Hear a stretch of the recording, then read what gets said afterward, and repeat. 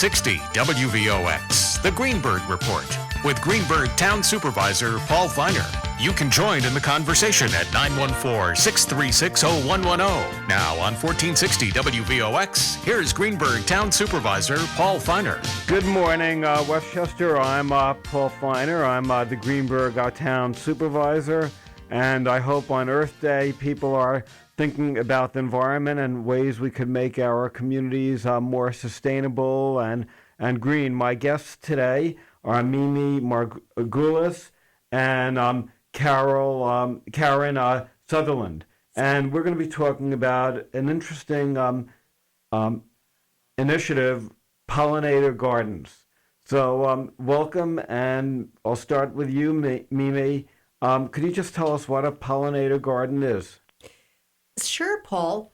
A pollinator garden is a garden that provides plants that support our pollinators. These are the insects, the bees, the butterflies, the wasp, other insects that really are crucial to our food chain. And the pollinator garden basically relies on native plants. Native plants are the plants that have been in our area for thousands of years, and the insects and the plants have specialized relationships.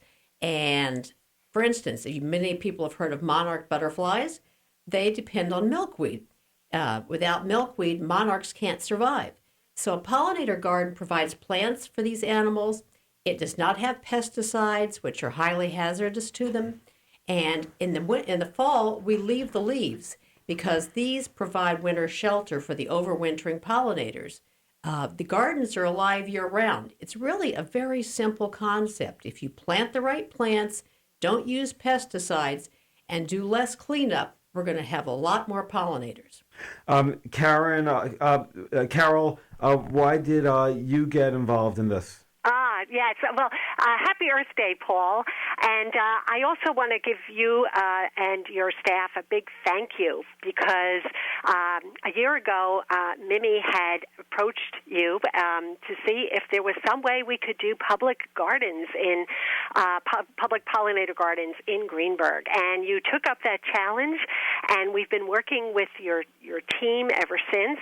And now we have some really exciting pollinator pathway projects in the town of Greenburgh in two of the parks, Anthony F. Veteran Park and Hartsbrook Preserve. So Mimi and also the Nature Center. Yes, that's right. Mimi and I are not involved in that one, but yes, indeed, they're popping up all over Greenburgh, Paul. So Mimi had contacted me saying that there were going to be these public demonstration pollinator gardens in Greenburgh, and I live in Ardsley, and I'm the chair of the Ardsley Pollinator Pathway, so it seemed like a really great fit. So I jumped at that opportunity, and Mimi and I have been working with your staff ever since, and those gardens are going to go in May, and we're really, really excited about it. And, it's sort of exciting because I remember when Mimi, and when you spoke to me, a while back, and it just seemed like this was, there was a lot of town staff and people in the community really excited about this. Yes. It's an interesting thing because Pollinator Pathways started in 2008 in Seattle, and now it's a global movement. And it's not that it's an organization. It's a grassroots movement of ordinary people like all of us who have found a way to make a difference. The news is, we're talking about Earth Day today, and the news is always so dire. It never seems to be good news. And those of us who want to turn things around, it's very hard for us to do that.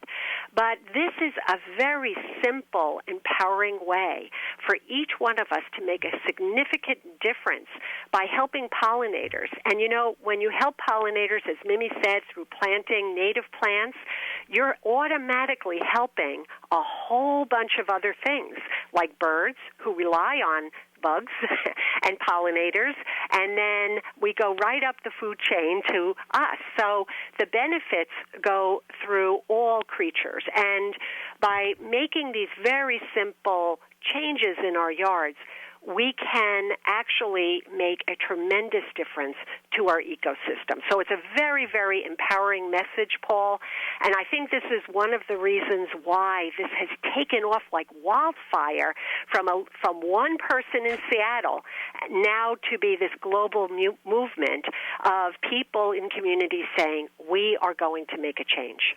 Great. So the pollinators definitely need us. Mimi, what motivated you to get involved? We have to take a break. Right after the break, I'd like to find out what got you involved. I'm happy to tell you. Great. This is a 5-minute break, and then we'll be right back with Carol Sommerfield and Mimi Margules. And we're going to talk about pollinator gardens, and we're going to also explain how you could put a pollinator garden in your backyard.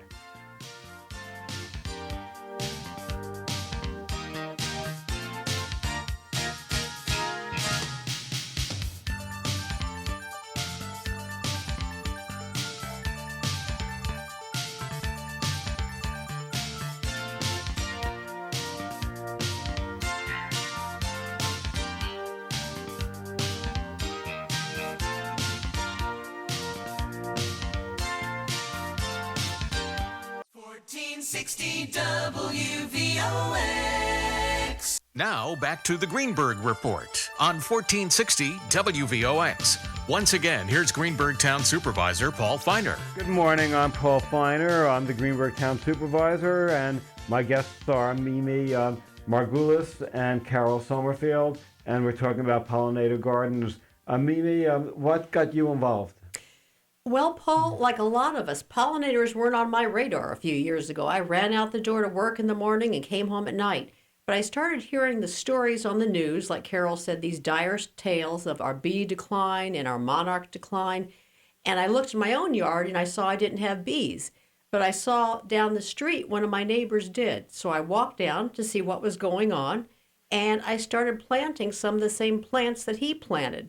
And in a few weeks, guess what? I had bees, I planted milkweed, I had monarch butterflies that summer, and it was so empowering because, you know, some of these crises around us seem overwhelming and beyond our control. And when you can actually take concrete steps and see immediate change, and I like immediate gratification, it's great. It's so rewarding, and it's rewarding to know that you're making a difference.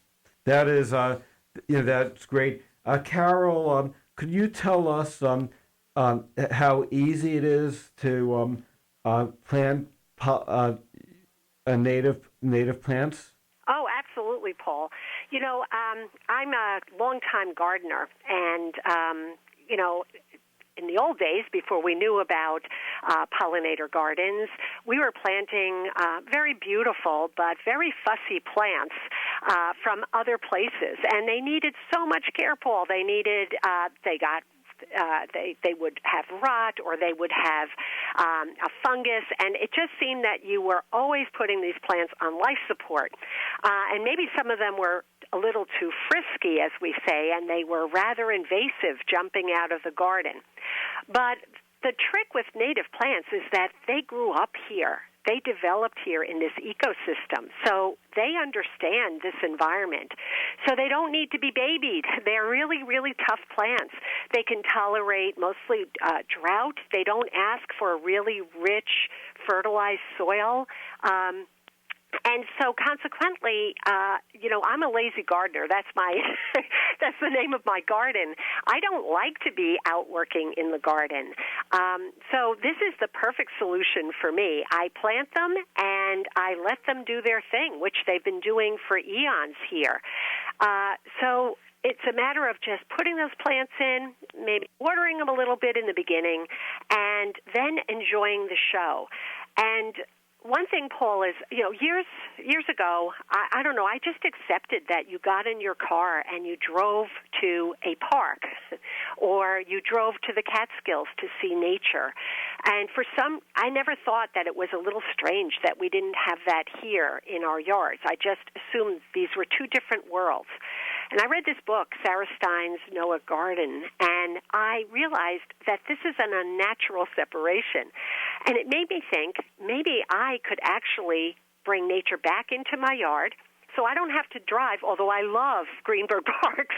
I don't have to drive to see nature. And as Mimi said, the minute you start planting these plants, all of a sudden things change in your yard. You get bees, you get butterflies, you get gorgeous moths, you get birds.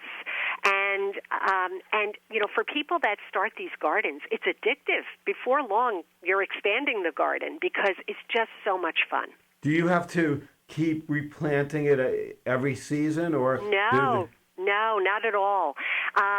Always there's going to be a few casualties because we have a 4-letter word in Westchester called deer.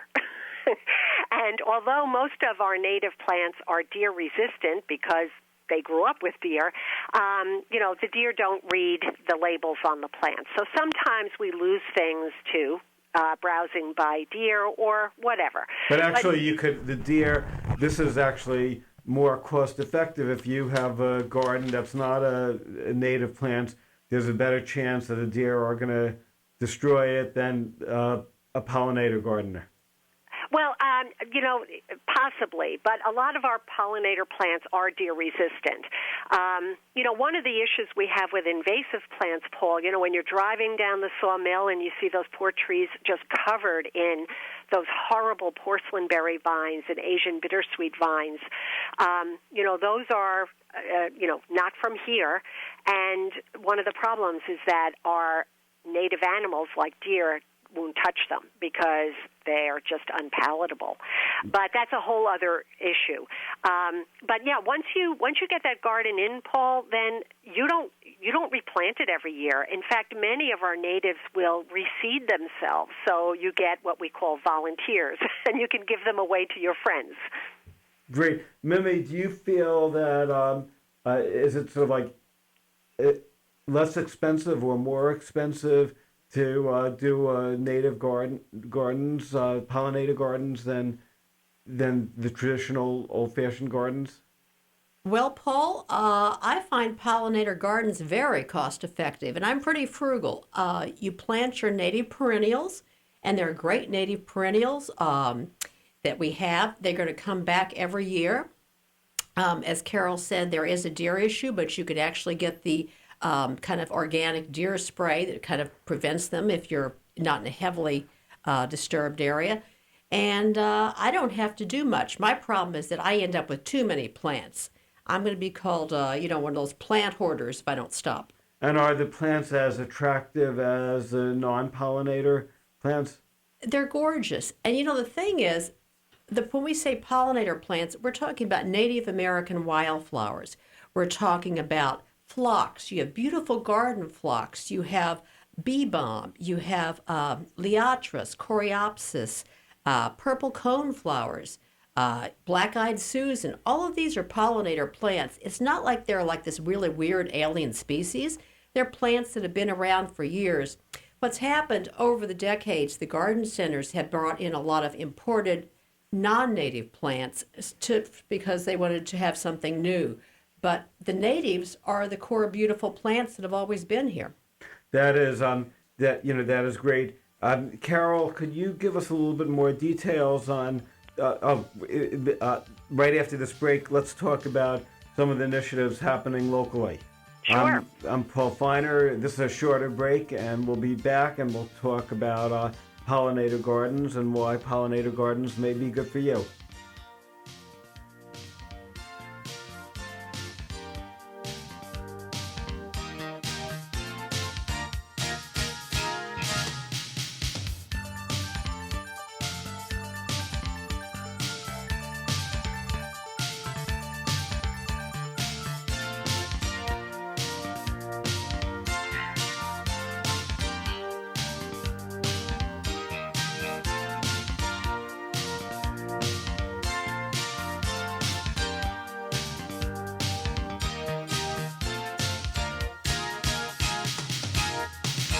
Now, back to the Greenburgh Report on 1460 WVOX. Once again, here's Greenburgh Town Supervisor Paul Feiner.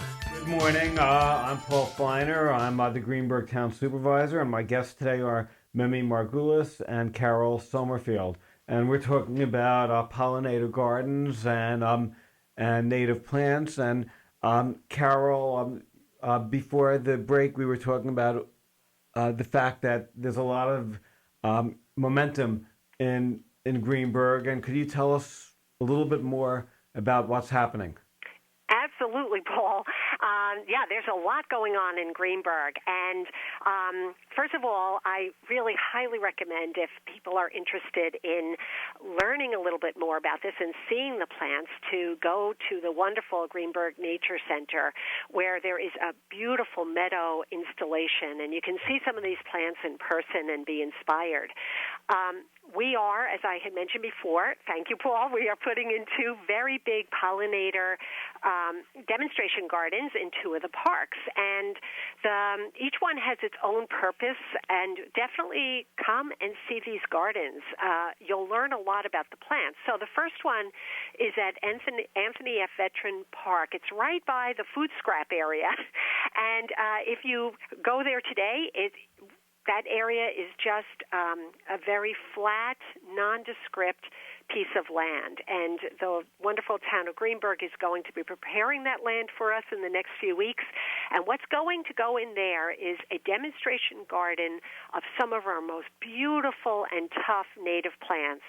And the purpose of that garden is to show people, first of all, how beautiful these things are, and wouldn't you want these in your yard, but also how they attract pollinators, and they can go visit these plants and see, geez, maybe I would like this one in my yard. So these plants would be for a sunny and dry environment. And Mimi and I designed this so they are not going to be pampered. That is a tough spot that we're putting them in. And in this garden, we're going to have host plants for quite a number of butterflies, as well as some shrubs for birds, and also some great nectar and pollen plants for our butterflies and bees. The other garden is going to go in at the lovely Hartsbrook Preserve.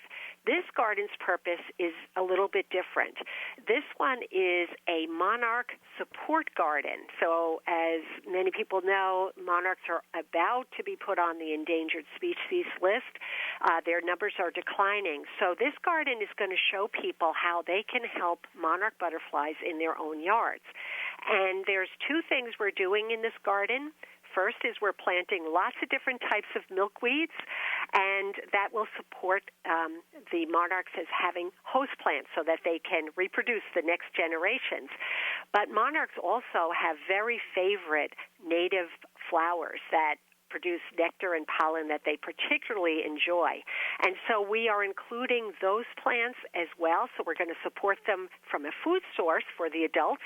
And that garden is going to bloom just like the other one from April until the end of October to support them throughout the season. That's great. Mimi, I remember years ago when I first got elected, I got invited to Westchester Community College and got a chance to meet the former First Lady of the United States, Lady Bird Johnson. They opened up a native plant garden at the community college. And I didn't realize the significance of it at that time, although I was excited to meet Lady Bird Johnson. And I'm sort of wondering, was she way ahead of her time? And is the native plant garden at the community college, has that been a success and an inspiration? Yes, actually, I was one of the first members of that branch of the Lady Bird Johnson Wildflower Center. And they've done a fantastic job there, Paul, and thanks for bringing that up, because it's a wonderful place to go to see these plants and how gorgeous they are. And secondly, they put on a lot of educational programs. They're about to have a native plant sale, so you could go there. I think it's this weekend, right, Mimi? It's Saturday, the 30th. Yes. Okay. Mm-hmm. From 10 to, I believe, 10 to 1. Right. And that's on the Valhalla campus, WCC. Yeah, so you could go and buy some native plants there at their native plant sale. So they're a big support and they're a big anchor in Westchester. And I'm proud to say that Westchester really has been on the forefront of this from the very beginning. And, we almost every community in Westchester County is on the pollinator pathway and has a pollinator pathway group. So if folks listening on the radio would like to get involved in this movement, which is just a ton of fun because you meet really wonderful people, check with your town, check with your village. Except for a few exceptions, every town, village, municipality has a pollinator pathway. So, Mimi, do you feel that this is catching on? Have you seen momentum? When Lady Bird Johnson was here, nobody really even knew what pollinator gardens was, or very few people did. Absolutely, Paul. You know what? She was way ahead of her time. She was talking about conserving our Native American wildflowers. And she saw the beauty of the flowers, and I'm sure she knew the importance. But since then, we've seen this devastating decline in our birds, our butterflies, and our bees, and it's been a wake-up to people. And we've started to make the connection that these animals depend on these plants. So yes, she was absolutely ahead of her time, and the center that she started has been a feeding ground for many other organizations and the data and research and all. And Westchester is doing wonderfully. And of course, we have the ordinance, the county ordinance, that the county is only planting native plants on their property. And that's was signed a few years ago by George Latimer, and WCC Native Plant Center was instrumental in getting that passed. Right, Carol? Yes, absolutely. They're really a force. But what about the town of Greenburgh? I'm wondering if we should be, should we be passing a resolution saying we could only plant native plants? Well, Paul, you're talking. Mimi and I would say yes, because when you think about our landscapes, almost everything is from someplace else, and this is having a detrimental effect. So I think that that's a really powerful thing to do. These bees, these butterflies, our animals, they all need our native plants to come back into the landscape. So maybe you might want to attend a meeting of the Greenburgh Town Board and make a recommendation, and it's something I would definitely support. Because I think that in terms of generating more momentum for this whole initiative, we could talk about what the town is doing. But at the same time, we should be leading by example. And it's not just placing pollinator gardens, in a couple locations. Now, maybe it's time to take the next step. And if the county's already done it, then we might as well follow. So we meet the second and fourth Wednesdays of each month. And maybe you could make a presentation at, one of our meetings. We're meeting next Wednesday. We're meeting... if you need more time, the second Wednesday of May or the fourth Wednesday of May, and this is something that I would definitely be very excited about. Paul, thank you. This could be a game changer. This is good Earth Day news. Yeah, because you know what? That's why I like this station, because when I interview people, I think of all these good ideas. So, again, if Greenburgh does it and Westchester's doing it, then all the villages will start doing it. And then after government start doing it, then people will start doing the plantings of pollinator gardens in their own backyards. Absolutely. And also, we have reached out recently to local businesses. In Tarrytown, we presented to the Sleepy Hollow Tarrytown Chamber of Commerce our Green Landscaping Champion Initiative. And it is exactly that. We're asking our local businesses to get on board, to lead by example in planting for pollinators. And we're really excited because right after our presentation, 5 businesses signed up, the JCC, Kendall, Horse Feathers, Ray Insurance, and Key Bank. And that's a great start for business. Great. So we have to take a break, and then we'll be right back. And we're talking about pollinator gardens with Carol Sommerfield and Mimi Margules. And as a result of this program, maybe the town will do even more, and we could mandate only pollinator native plants. Thank you. I'm all excited. I'm Paul Feiner. Speak to you after the break.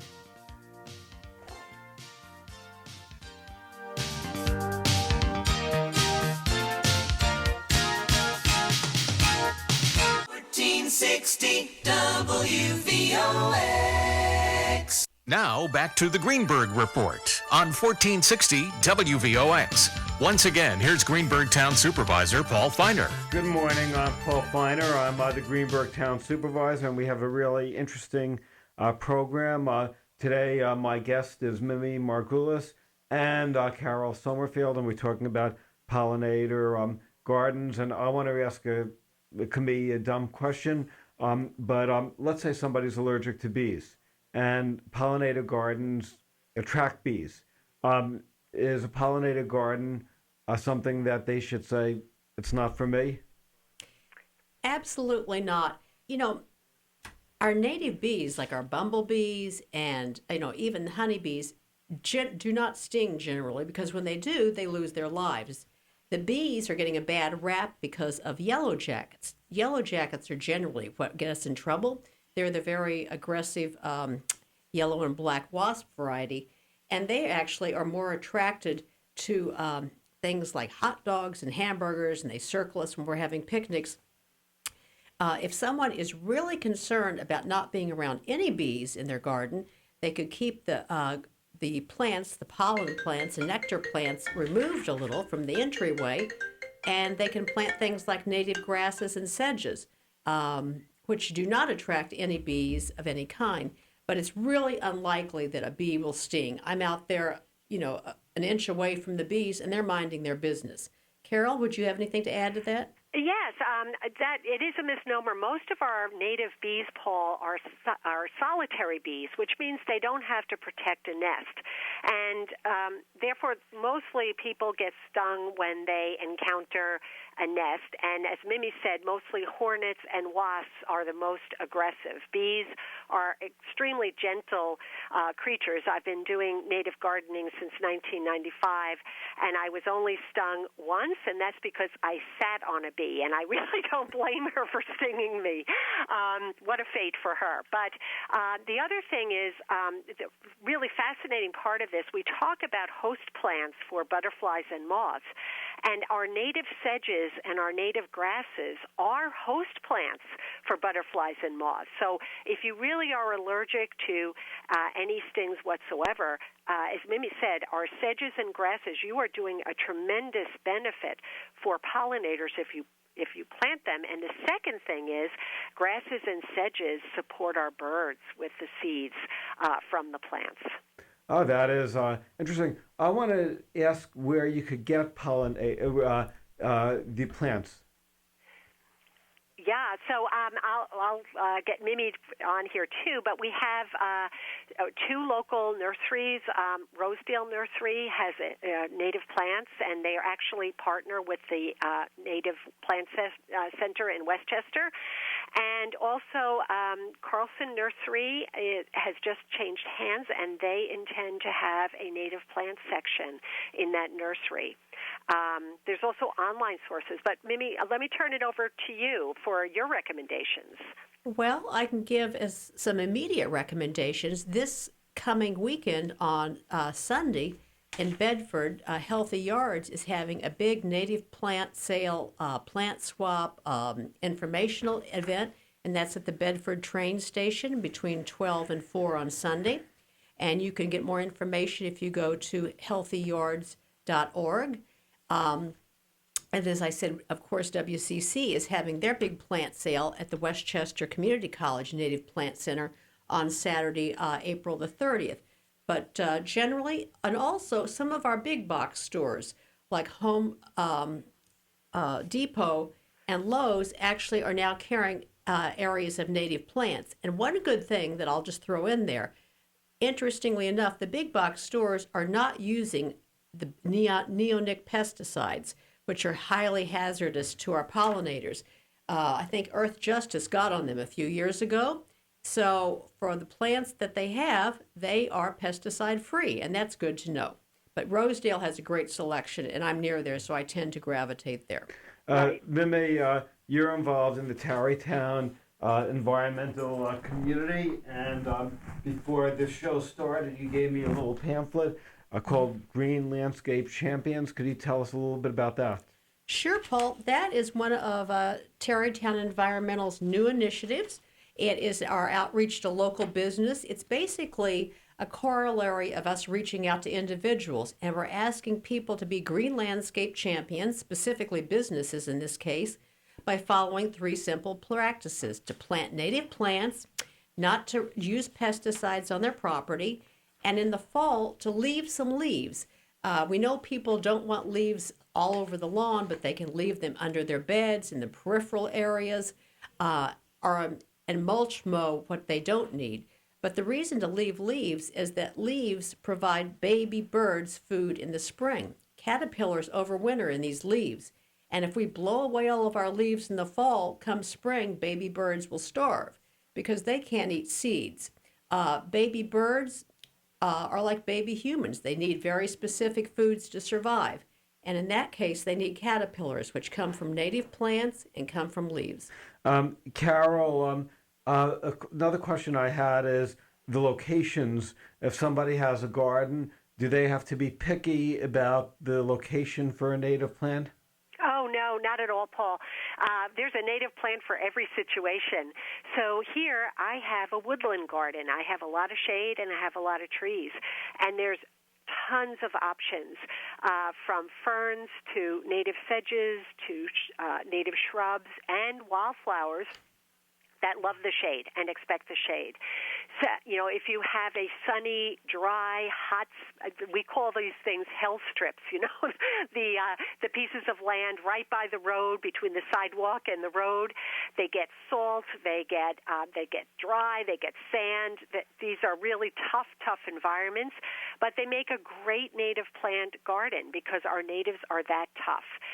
So location, a native plant, there's a native for everything is what I say.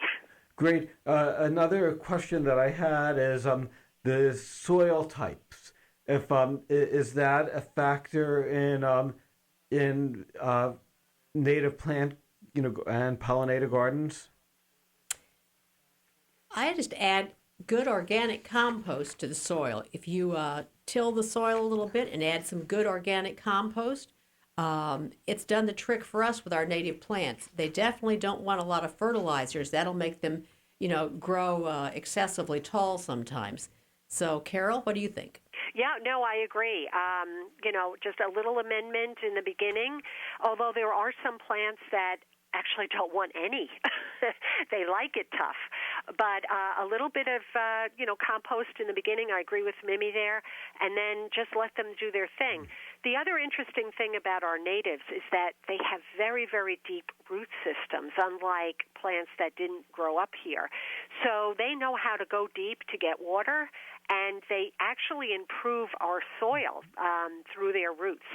And as climate change really becomes more and more of a reality, we desperately need our native plants and shrubs and trees because they can sequester carbon and they can also manage water for us because of this great root system. Let me ask one other question. If somebody isn't that familiar with pollinator gardens or native plants and they want more information, how do they go about that? Or if they want to observe a garden, what should they do? Well, I think the number one thing is to go on the website pollinatorpathways.org, which is really a wonderful website, and it lists a number of resources, and it lists all the resources town by town. For instance, it'll list the group in your area or town that's currently working on pollinator pathways. And they have a plethora of information about plant types, sourcing, healthy yards, lawns, and also healthyyards.org is an excellent site to go on generally. There are many, many others. National Wildlife Foundation, National Audubon Society gives a great native plant list for birds. So Google is your friend. Carol, do you have any thoughts? Yes, what I would also say is many of the local pollinator pathways have websites with tons of information for people who want to start pollinator pathways. And in fact, we have one, ardsleypollinatorpathway.org, and there's a whole section on super easy get started, step by step. We call them quick start guides. So there's no reason to have to reinvent the wheel. In fact, many of the pollinator websites, including ours, we have designs already out there for people. So you don't even have to think about how would I design it. So I would say just get started. There's so many resources out there now. And connect with your local pollinator pathway. People love to help each other in this movement. So there's tons of support out there. Great. Well, you definitely both are very inspirational, and I'm glad that you both are active in the Greenburgh, Tarrytown, Ardsley communities. And thank you for being a guest on this program, and I hope you'll attend our town board meeting, the first meeting in May, and we could try encouraging the town board to lead by example. And we could make that meeting a meeting where we focus on pollinator gardens and its importance, and the town could lead by example. Thank you, Paul. And, I just want to say Tarrytown local government has been doing a great job of leading by example, and they're putting in 14 new container gardens along our main streets this summer. So you don't need a garden, you can do containers. Great. I'm Paul Feiner, Greenburgh Town Supervisor. I'll speak to everybody next week.